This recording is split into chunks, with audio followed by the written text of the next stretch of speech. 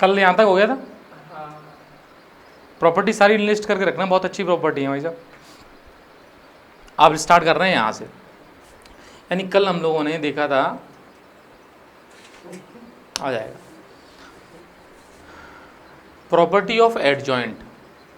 Adjoint की properties देखने के बाद अब आज बात कर रहे हैं उसके क्वेश्चंस के लिए। जैसे पहला क्वेश्चन क्या है, टू एडजॉइंट।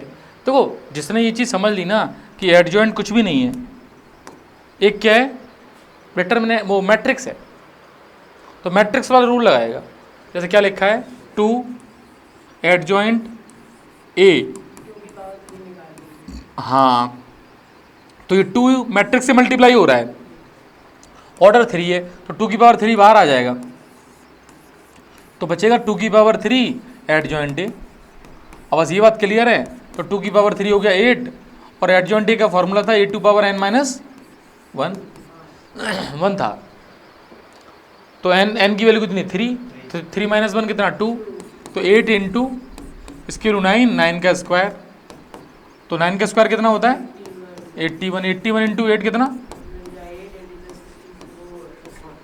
648, इसका आंसर आ जाएगा।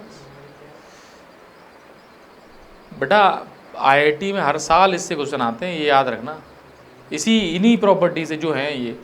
अभी मैं तुम्हें क्वेश्चन करा भी दूंगा, चाहो तो कराऊंगा, लिस्ट बना के डाल दूंगा। अब यहाँ देखो, if a matrix B is both symmetric and skew symmetric, ऐसी मैट्रिक्स कौन सी है जो सिमेट्रिक भी है और स्क्यू सिमेट्रिक भी है, नल मैट्रिक्स। वेरी गुड, तो नल मैट्रिक्स का डिटरमिनेंट क्या होगा, 0। तो ये तो क्वेश्चन ही ऐसा हो गया कि इसकी वैल्यू 0 बस समझ में आनी चाहिए, समझ गई। हाँ, नल मैट्रिक्स ऐसी क्यों है, क्योंकि भाई -0 कुछ होता ही नहीं है, ये वाली बात है। तो ये क्वेश्चन ये समझना था कि हमें ऐसी मैट्रिक्स जो सिमेट्रिक भी है और स्क्यू सिमेट्रिक भी है, ये नल मैट्रिक्स है, फिर तो बात क्लियर हो जाएगी। नेक्स्ट, ऑब्जेक्टिव क्वेश्चन है, आंसर दिखाई दे रहे हैं, ऑप्शन दिख रहे हैं ढंग से, तो बस बताओ।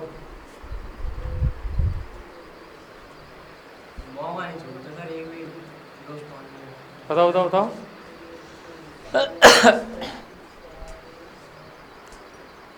अभी तो बताया था, एडजॉइंट ए की वैल्यू क्या है, डिटरमिनेंट ए की पावर n माइनस 1, तो पावर 2 है, तो डिटरमिनेंट ए का स्क्वायर, तो 25 आंसर आ जाएगा। इसको तो बस देख के टिक मारना है, 25 कहाँ है, ये है। इसका मतलब ये डिटरमिनेंट 0 नहीं है बस, तो 5 दे तो रखा है। इन्वर्टिबल मैट्रिक्स का मतलब यही है कि इन्वर्स एग्जिस्ट कर रहा है। नेक्स्ट,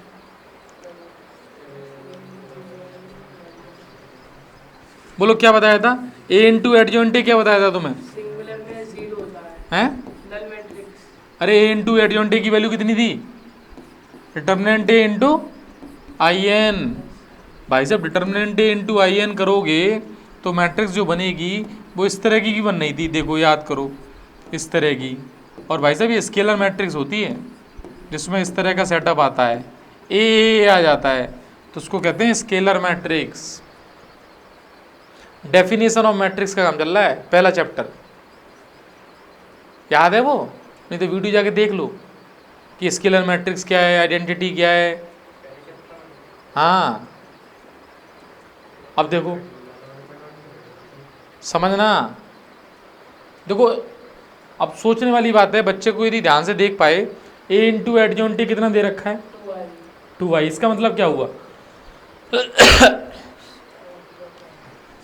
अभी मैंने फिर यहाँ फॉर्मूला लिखा था, a इंटू एडजॉइंट ए कितना होता है ये, बोलो, डिटरमिनेंट ए इंटू आई, तो बोलो 2 क्या है, तो बस 2 डिटरमिनेंट है, क्योंकि यहाँ लिखा है 2i, लिखा है कि नहीं।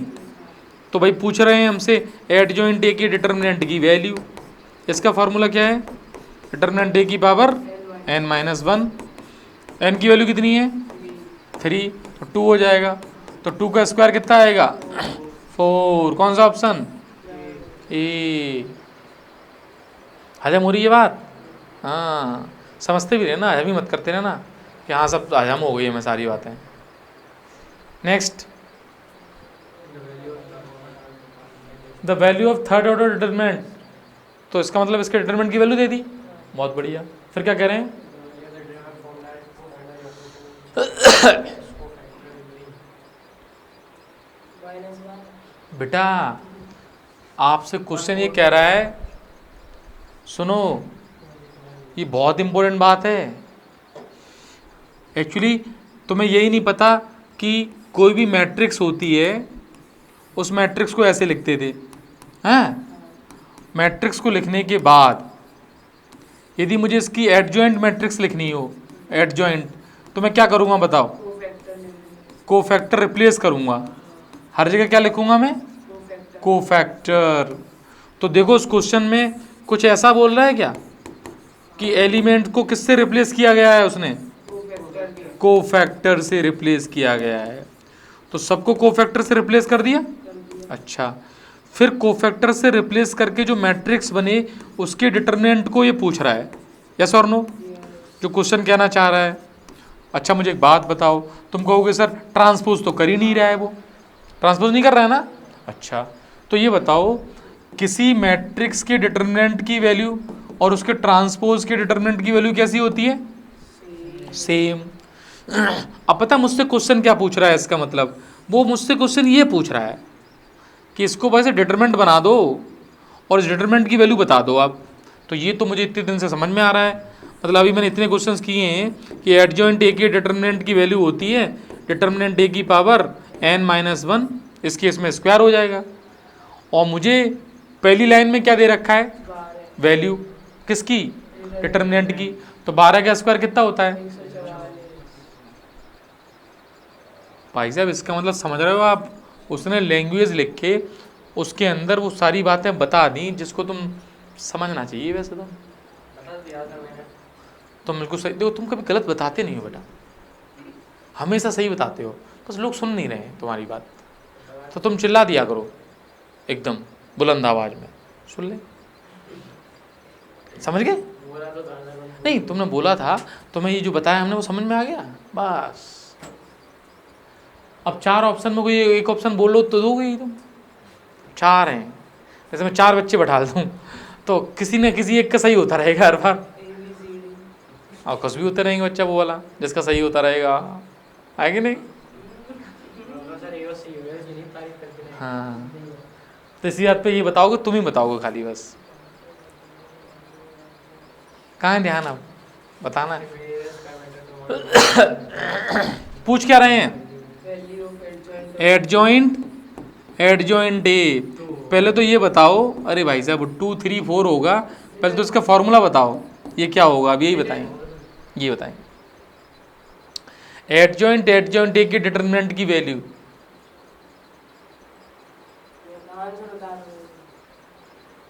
आंसर तो ये भी बता रहे थे, हमने सिर्फ फॉर्मूला पूछा है। हाँ डिटरमिनेंट की वैल्यू कितनी है? 2, एन की वैल्यू 3, 3 - 1 2, 2 का स्क्वायर कितना आएगा? 16। हाँ इसमें क्या करेंगे? क्वेश्चन क्या कर रहा है? स्क्वायर मैट्रिक्स है ऑफ ऑर्डर 3।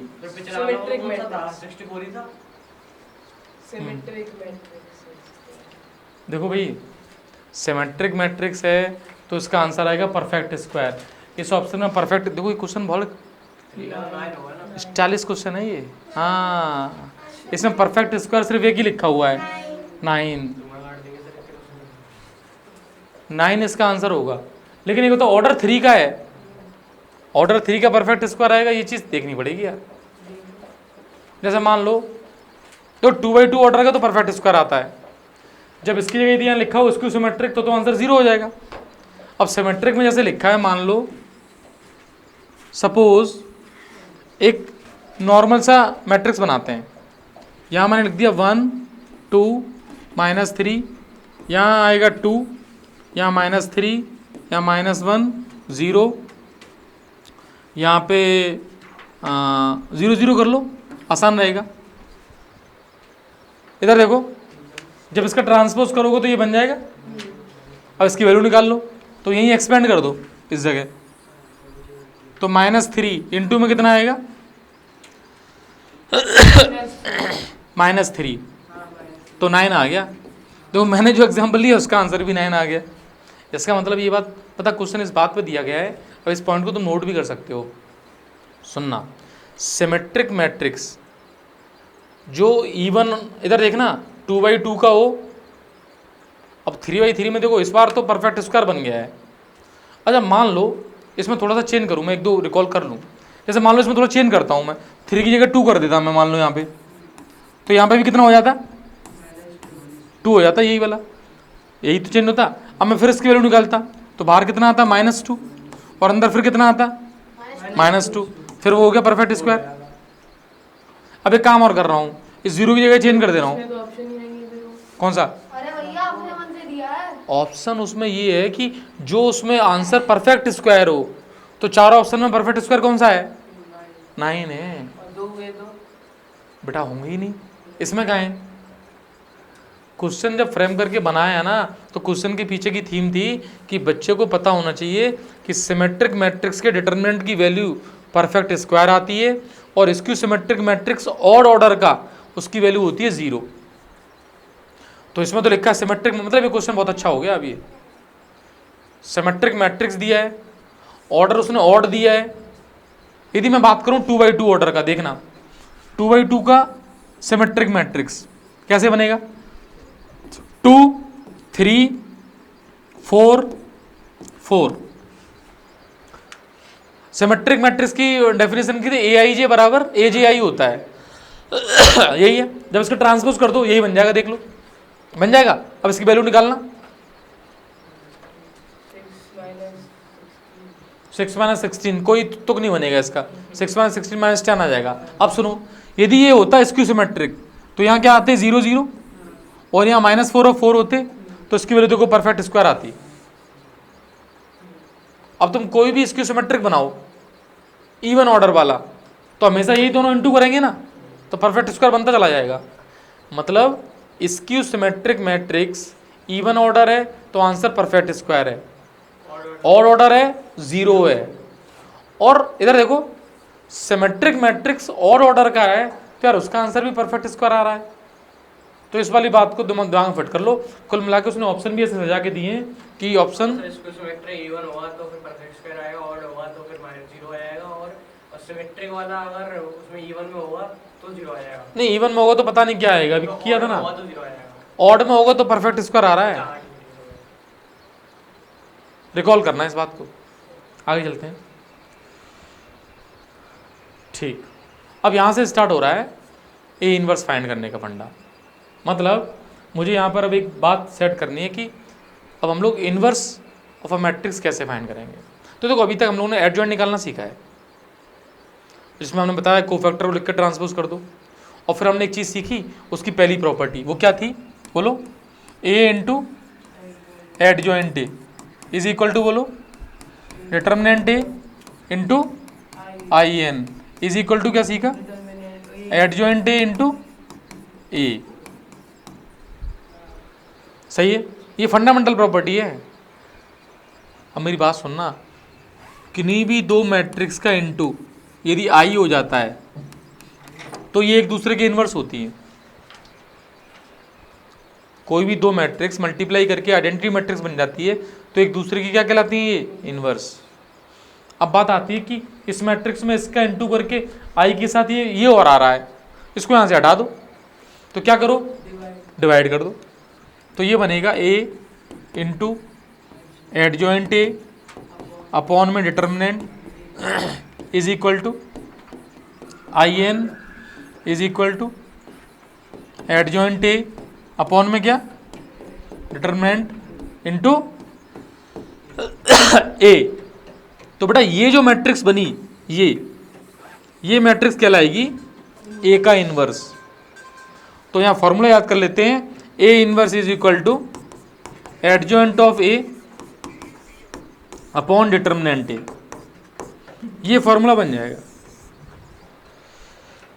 मीन्स मुझसे कोई कहे कि मुझे इनवर्स फाइंड करना है तो मुझे ये फंडामेंटल यूज करना है, ये तो उसके स्टेप भी इसी हिसाब से सेट हो जाएंगे। अब स्टेप्स क्या होंगे कि सबसे पहले आप एडजॉइंट निकालो, और देखो इनवर्स निकालने के लिए सबसे इंपॉर्टेंट बात है कि हमें निकालना पड़ेगा डिटर्मिनेंट।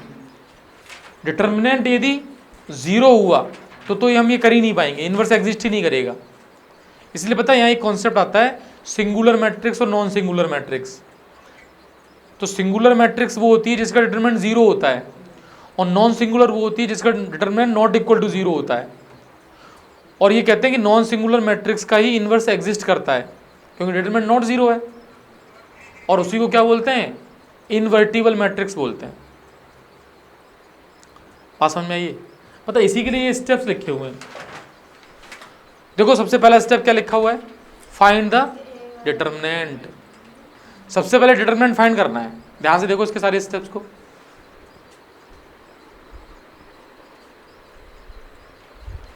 क्या करना है सबसे पहले, फाइंड क्या करना है, डिटरमिनेंट।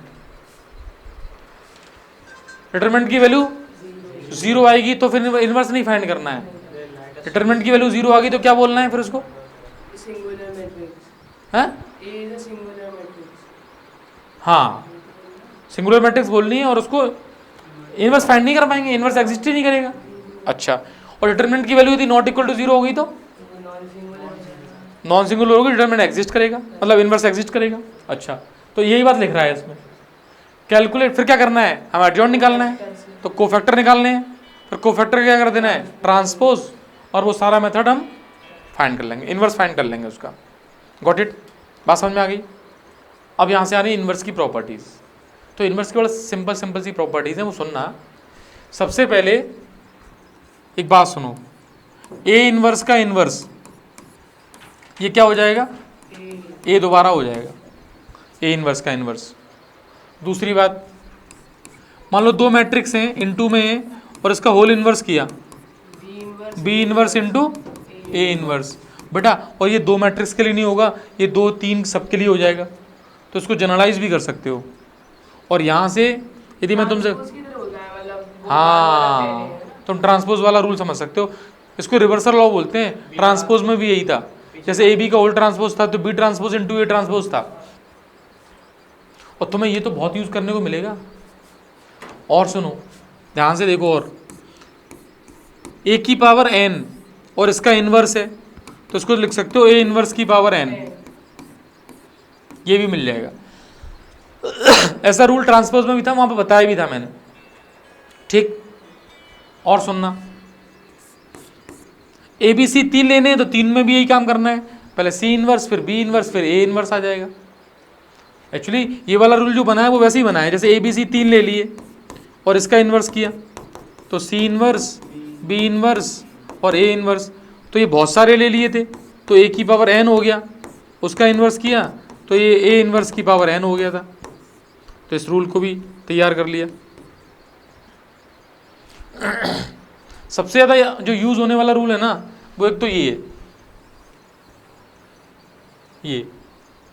और इन्वर्स जो होता है वो एक यूनिक प्रॉपर्टी, मतलब एक मैट्रिक्स का इन्वर्स एक ही होगा, मैट्रिक्स के लिए यूनिक होता है इन्वर्स, 2 इन्वर्स नहीं हो सकते एक मैट्रिक्स के कुल मिला के। ये कहने का मतलब ये है, ठीक है, सही है बात, कह रहा है ये सही है। अब जैसे ये आ गया कि ए दिया है, इसको वेरीफाई करो फिर इन्वर्स निकालो, तो क्या वेरीफाई कर पाओगे तुम लोग, अभी करो। ए इंटू एडजॉइंट ए, हाँ बिना उसके कर नहीं पाओगे ना तुम, वो तो बहुत जरूरी है। हाँ हाँ एक ही बात है, A into adjoint A determinant A into I prove करो और फिर ए इनवर्स फाइंड करो, अभी करो प्रूव, चलो।